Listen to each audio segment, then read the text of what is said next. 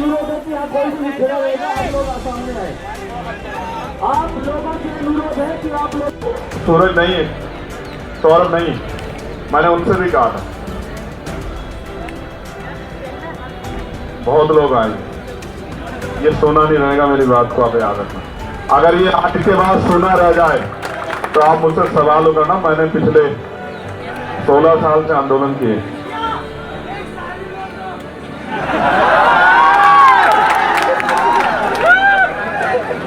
संघर्षों के साए में घनघोर जवानी पलती है और इतिहास में झुक जाता है जिससे और जवानी चलती है। और मैं तो चाहता हूं इस देश में प्राइम मिनिस्टर से लेके और आखिरी मिनिस्टर तक हमें हर जगह पे एक ना एक नौजवान बैठा। मैं तो ये चाहता, मेरी तो इच्छा है कि नौजवान देश संभाले और जो भ्रष्ट व्यवस्था हो उसको चीर के ऐसी व्यवस्था लागू करें कि कोई अंतिम व्यक्ति भी अपने आप को अकेला महसूस ना करे या उसके अधिकारों का हनन भी ना हो, जुर्म जाति बंद हो और ये जो भ्रष्टाचार की व्यवस्थाएं चल रही है बर्बाद करने वाली, ये भी खत्म। धन्यवाद।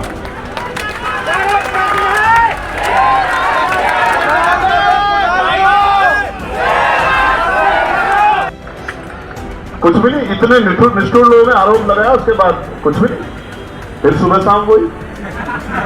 इसलिए आपसे कह रहा हूं, इस आंदोलन पे भरोसा करो, इस आंदोलन को ताकत दो, आके जुटो, काम से आओ फिर आओ, लेकिन इस आंदोलन में हिम्मत दो कि जो लोग लड़ रहे हैं उनकी हिम्मत कम ना हो। मैं आप सबका बहुत बहुत धन्यवाद करता हूं। मेरी बहुत सारी मंगल कामना, ये आंदोलन का कामयाब हो। जय भीम, जय भारत, जय संविधान। आप सबके लिए बहुत बहुत मंगल कामना। प्रार्थनाएं भी कि इसकी अपेक्षा आंदोलन के इसके लक्ष्य वो पूरे हों। बहुत बहुत धन्यवाद।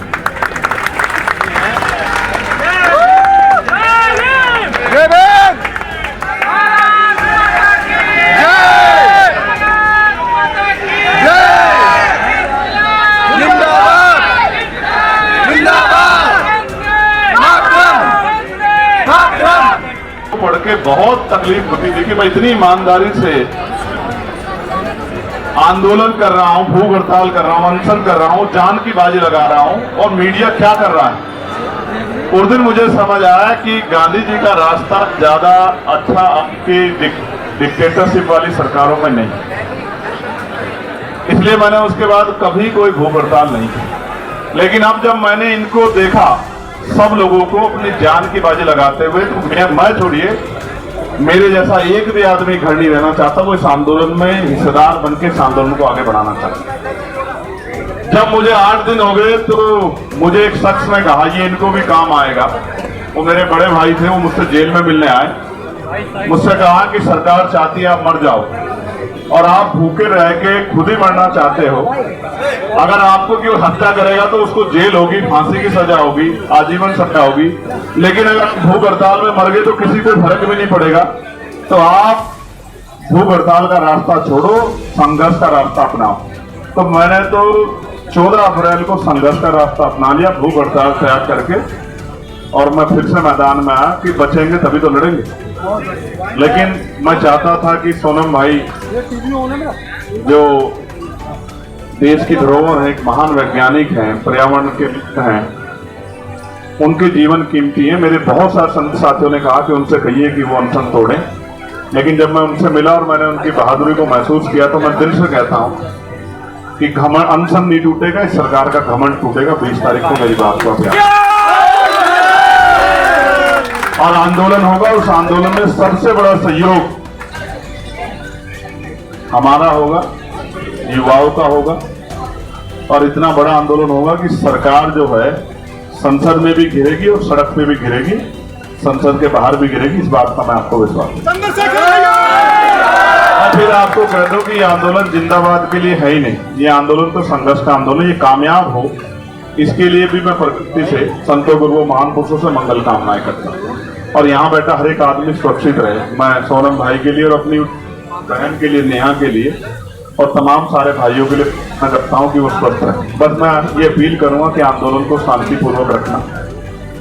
क्योंकि वो पूरी कोशिश करेंगे कि आपके आंदोलन को कोई सवाल खड़ा हो जाए। जिनके लिए आप लड़ रहे हैं वो नहीं जानते आप उनके लिए लड़ रहे हैं, इसलिए वो घर में चुपचाप बैठे हैं।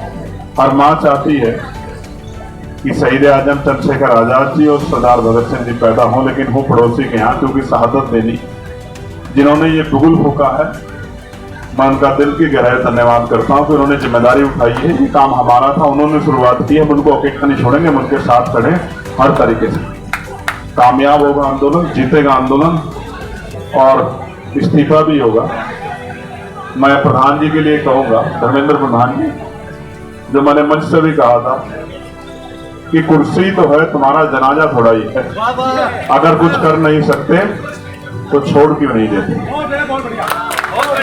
अगर आपकी नैतिकता ही खत्म होगी तो कोई क्या कहे आपको कि आप लोगों के मरने का इंतजार कर रहे हैं। जनता आपको भूलेगी नहीं, जनता याद रखेगी आपको, देश भी याद रखेगा, नौजवान भी याद रखेगा। पेपर लीक नहीं होना चाहिए। एनटीए जैसी एजेंसियों की कोई जरूरत नहीं है। फेयर सिस्टम हो, बच्चों के भविष्य पे हमला ना हो, बच्चों के भविष्य का खिलवाड़ ना हो, इसकी जिम्मेदारी सरकार की है।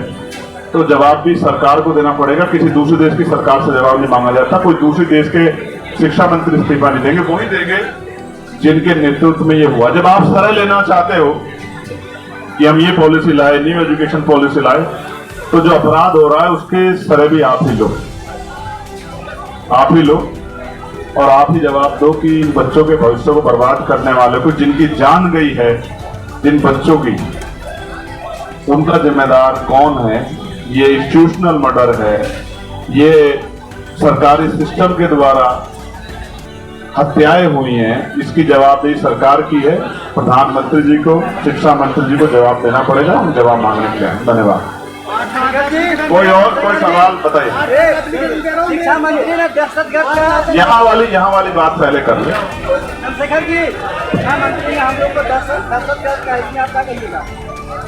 संवाद नहीं टूटना चाहिए। लोकतांत्रिक व्यवस्था में सरकारों की जिम्मेदारी, अगर कोई आंदोलन हो रहा है तो उससे बूना फिरे, उनसे बात करें, संवाद करें, हल निकालें। बुद्ध ने मध्यम मार्ग की बात की है, लेकिन आप संवाद त्याग करके किसी के मरने का इंतजार नहीं कर सकते। आप जिम्मेदारी वाली सरकार नहीं, आप जिम्मेदारी वाले शिक्षा मंत्री नहीं। मैं बहुत जिम्मेदारी से उस संसद का मेंबर होने के नाते कह रहा हूँ, आप गैर जिम्मेदारी दिखा रहे हैं। आपको लगता है कि कितने दिन बैठेंगे, चले जाएंगे।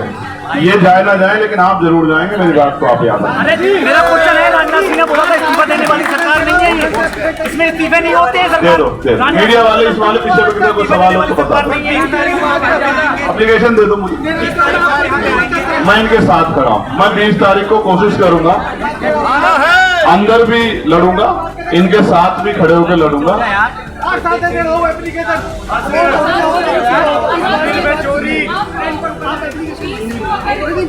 मैं पार्लियामेंट के अंदर भी लड़ूंगा, पार्लियामेंट के बाहर भी जब इनका मास होगा इनके साथ रहूंगा और कोशिश करूंगा कि जब मैं दिल्ली आ जाऊंगा, हाउस चलेगा, तो रात में भी इनके साथ रहूंगा। मैं अपने इन भाइयों को अकेला नहीं छोड़ूंगा जिन्होंने अपनी जान को दांव पे लगाया है, जो सरकार के टारगेट है। मैं आपको ये लोकतंत्र है, यहाँ सरों की कीमत है।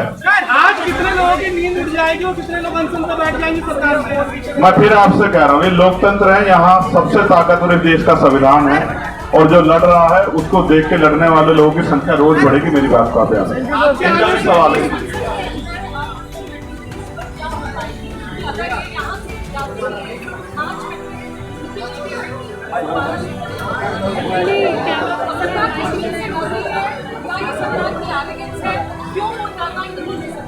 हम दोनों चीजों का ध्यान रखेंगे कि धरना स्थल भी हमसे न छीने और हमारा मार्च भी।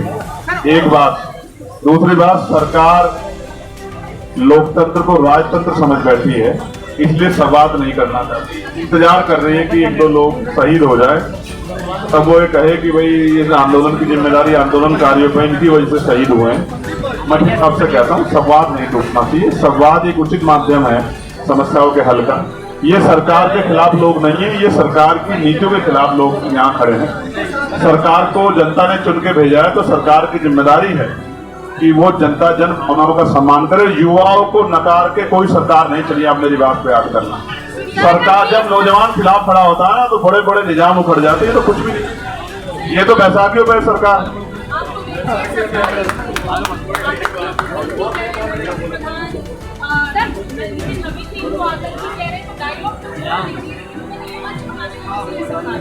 उनका बस चले तो वो सोनम वांगचुक जी को भी नाम दे दें, लेकिन इन्हीं सरकारों ने सम्मान दिया है तो कर नहीं पा रहे।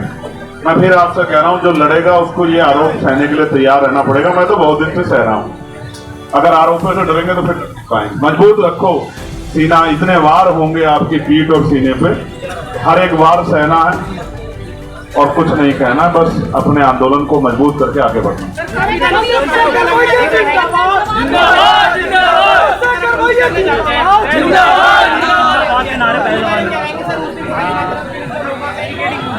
मैं समझता हूँ इस बात को, आंदोलन का अनुभव है मुझे यहाँ पे। पहलवान बेटियों के आंदोलन का भी मैंने अपने साथियों से शेयर भी किया था।